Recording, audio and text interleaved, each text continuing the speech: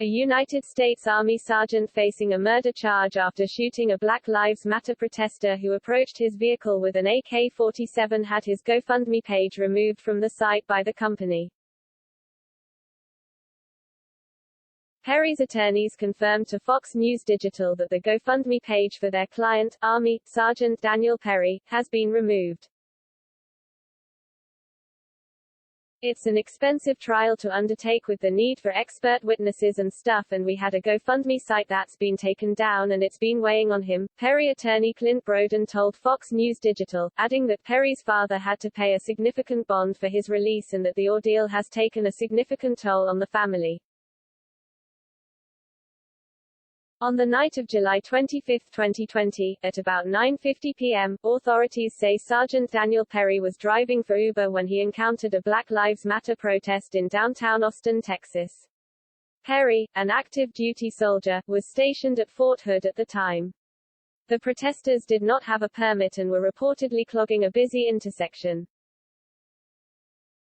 After making a right turn onto Austin's Congress Avenue, Perry's attorneys say he was swarmed by a group of Black Lives Matter protesters and a masked man, later identified as Garrett Foster, approached his vehicle armed with an AK-47 in the ready position as protesters began banging on Perry's car and throwing bricks.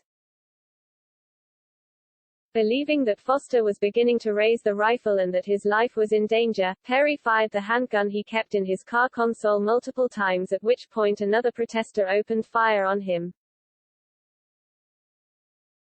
The man with the AK-47, Garrett Foster, was fatally wounded.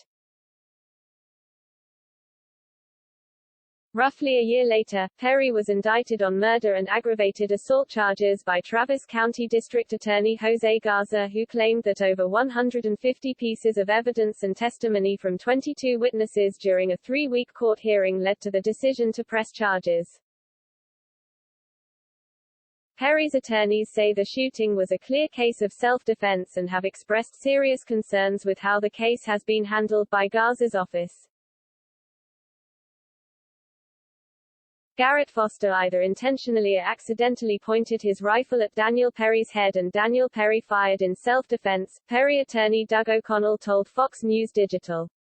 And as a practical matter he had no ability to retreat nor was he required to. You have the right to defend yourself in a crowd and you feel like you're in imminent danger of being shot, Broden added.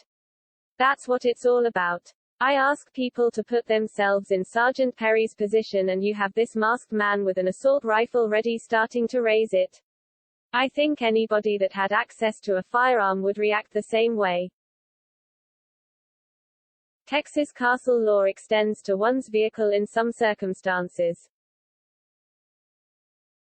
Veteran Detective David Fugit of the Austin Police Department, the lead investigator on the case who has been on the Austin police force for 27 years, concluded that the shooting was justifiable homicide, but charges were filed anyway, and the veteran detective has suggested that Garza's office committed witness tampering by preventing the grand jury from seeing exculpatory evidence.